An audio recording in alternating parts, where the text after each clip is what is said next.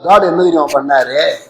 நேபுகாத்தி நேச்சாரை கூப்பிடுறாரு, இங்க வாடா, இங்க வா, நீ என்ன பண்ற, எருசலேமுக்கு போ, தேவாலயத்தில் ஆராதனை செய்வதற்குரிய பனிமுட்டுகள்லாம் இருக்கு. பனிமுட்டுகள் அப்படின்னா ஆராதனை செய்கிற உபகரணங்கள், பொருட்கள் எல்லாத்தையும் கொள்ளையடிச்சிட்டு வாடா, அவங்க ஆராதனையை நான் ஸ்டாப் பண்ண போறேன், அவங்க ஆராதனையை நான் நிறுத்த போறேன், நீ போய் எல்லாரும் என்ன செஞ்சுட்டு வந்து எல்லாத்தையுமே சுருட்டிட்டு வாடாங்கிறார்.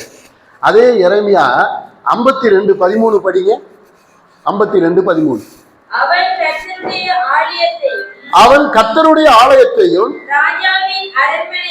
ராஜாவின் அரண்மனையையும் எருசலேமில் உள்ள எல்லா வீடுகளையும் ஒவ்வொரு பெரிய மனிதனுடைய வீட்டையும் அக்கினியில சுட்டெரித்து போட்டான். இங்க எடுத்த உடனேயே ஆலயம், அரண்மனை, வீடு எல்லாம் சொல்லுங்க. ஒன்னையும் விட்டு வைக்கல, எல்லாத்தையும் தீ வச்சானா எதை எடுத்தான்னு பாருங்க. வீட்டுல இருக்கிற தங்கத்தை எடுக்கல, அரண்மனையில இருக்கிற தங்கத்தை எடுக்கல. அப்படியே 2 ராஜாக்களுக்கு போங்க. 2 ராஜாக்கள் 25:13-14.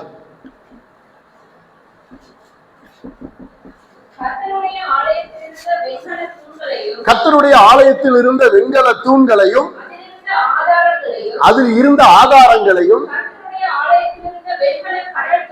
வெண்கல கடல் தொட்டியையும் 14ஆம் வசனம், செப்பு சட்டிகளையும் சாம்பல் பாத்திரங்களையும்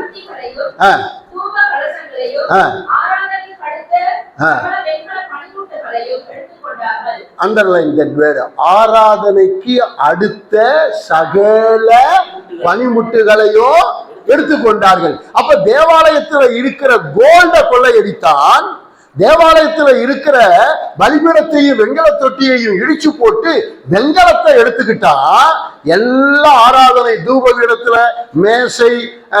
மேசையில இருக்கிறதான அந்த தங்க விரிப்பு சகல கோல்டையும் ஆராதனை ஸ்தலத்தை ஃபுல்லா அழிச்சு எல்லாத்தையும் தூக்கிட்டு பாபிலோனுக்கு போயிட்டான்.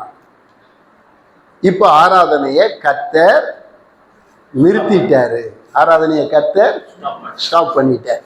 இப்ப ஆராதனையை ஆரம்பிச்சது கர்த்தர், இவங்க விக்கிரகத்தை ஆராதனை செஞ்சதுனால ஆராதனையை ஸ்டாப் பண்ணது கர்த்தர். இப்ப கவனிங்க, அப்படியே எல்லாரும் புதிய ஏற்பாட்டுக்கு வாங்க, உங்க மைண்டில் புதிய ஏற்பாட்டுக்கு வாங்க. இப்ப என் கேள்விக்கு பதில் சொல்லுங்க. இயேசு வாழ்ந்த பொழுது தேவாலயம் இருந்தது, கரெக்டா? இயேசு வாழ்ந்த பொழுது தேவாலயம் இருந்தது.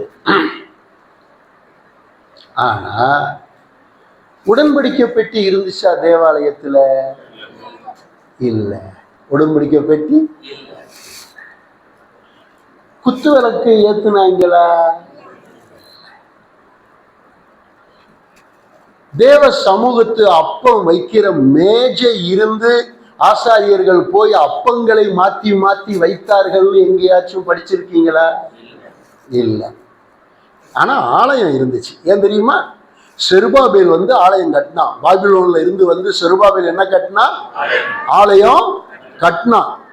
ஆனா ஆண்டவர் ஆலயத்திற்குள்ளே போகும் பொழுது அந்த ஆலயம் எப்படி இருந்தது என்றால் கல்லர் குகையாக இருந்தது. கரெக்டா? யோவான் புஸ்தகம் 2ஆம் அதிகாரத்தை நீங்கள் கவனித்தால், யோவான் 2:12 அப்படியே கீழே வாசித்தீங்கன்னா, தேவனுடைய ஆலயத்திற்குள்ள ஒரு சவுக்கை உண்டு பண்ணி உள்ள போய் எல்லாத்தையும் தட்டி விட்டு போங்கடான்னு விரட்டுறாரு. அப்ப சொல்றாரு, என்னுடைய பிதாவுடைய ஆலயத்தை ஏண்டா கல்லர் குகையா மாத்தினீங்க? First year. இது எந்த வருஷம்? இயேசு ஊழியம் செஞ்ச ஃபர்ஸ்ட் இயர். அப்ப இயேசுக்கு என்ன வயசு? புத்திசாலினா கரெக்டா சொல்லு. 30. ஃபர்ஸ்ட் இயர்னா 30. அவர் 30ல் தான் ஊழியத்துக்கு வர்றாரு. கரெக்டா? நான் சொல்றது கரெக்டா? நீ தான் கரெக்ட் பண்ணணும். பாஸ்டர் கரெக்டா சொல்றாரா தப்பா சொல்றாரு? இப்ப செகண்ட் இயர் ஜீசஸ் ஊழியம் செய்கிறாரு. செகண்ட் இயர் அப்ப என்ன இயேசுவுக்கு வயசு 30 வயசுல ஊழியத்துக்கு வந்தாருன்னா 31 தான் செய்கிறாரு. 30 வயசுல ஊழியத்துக்கு வர்றாருன்னா 30, அடுத்த வருஷம் 31. மார்க்கு புஸ்தகத்துல 11ஆம் அதிகாரத்துல எழுதப்பட்டு இருக்கு 15வது வசனம். 2வது வருஷமும் தேவாலயத்துக்குள்ள போறாரு. அதே பாவம் தேவாலயத்துல இருக்கு. ஆண்டவர் சொல்றாரு, என் பிதாவின் வீட்டை வியாபார வீடாக்கிட்டீங்கிறாங்கிறாரு. அந்த யோவான் 2ல ஃபர்ஸ்ட் டைம் போனது, மார்க்கு 11:15 செகண்ட் டைம் போறது. இப்ப இயேசு 3வது வருஷம் ஊழியம் செய்யறாரு. இயேசு எத்தனாவது வருஷம் ஊழியம் செய்யறாரு? 3வது வருஷம் ஊழியம் செய்யறாரு. அப்பவும் தேவாலயத்துக்கு போறாரு. அப்ப எப்ப போறாரு தேவாலயத்துக்கு? லூக்கா புஸ்தகம் 19ஆம் அதிகாரத்துல 42, 43, 44, 45 இந்த வசனங்களை கவனிச்சிங்கன்னா தேவாலயத்தை பார்த்து அழுகிறார். அந்த லூக்கா 19ல 3வது முறை போகும் பொழுது இதே ஸ்டேட்மெண்ட் கொடுக்கிறாரு, என்னுடைய பிதாவினுடைய வீட்டை கல்லர் குகையா மாத்திட்டீங்களாடான்னு. நல்லா கவனிங்க. இயேசு வாழ்ந்த பொழுது முதல் வருஷம் தேவாலயம் எப்படி இருந்துச்சு? கல்லர் குகை. செகண்ட் இயர் எப்படி இருந்துச்சு? கல்லர் குகை. 3வது வருஷம் எப்படி இருந்துச்சு? கல்லர் குகை. கரெக்டா? மண்டைய வச்சு ஆட்டி தொலைங்கல. கரெக்டா தப்பா? முறைச்சு பார்த்துட்டு இருக்கிறீங்க. கரெக்டா? இப்ப பாருங்க, மத்தேயு புஸ்தகம் 24ஆம் அதிகாரத்துல முதல் 3 வசனம். சீசர்கள் மலையின் மேல் உட்கார்ந்து கொண்டு, ஆண்டவரே, உம்முடைய வருகைக்கும் இந்த ஆலயத்தை குறித்து உம்முடைய காரியம் என்ன? ஒரு கேள்வி கேட்கிறாங்க. உலகத்தின் முடிவுக்கும் உம்முடைய வருகைக்கும் என்ன அடையாளம் அப்படி கேட்கிறாங்க.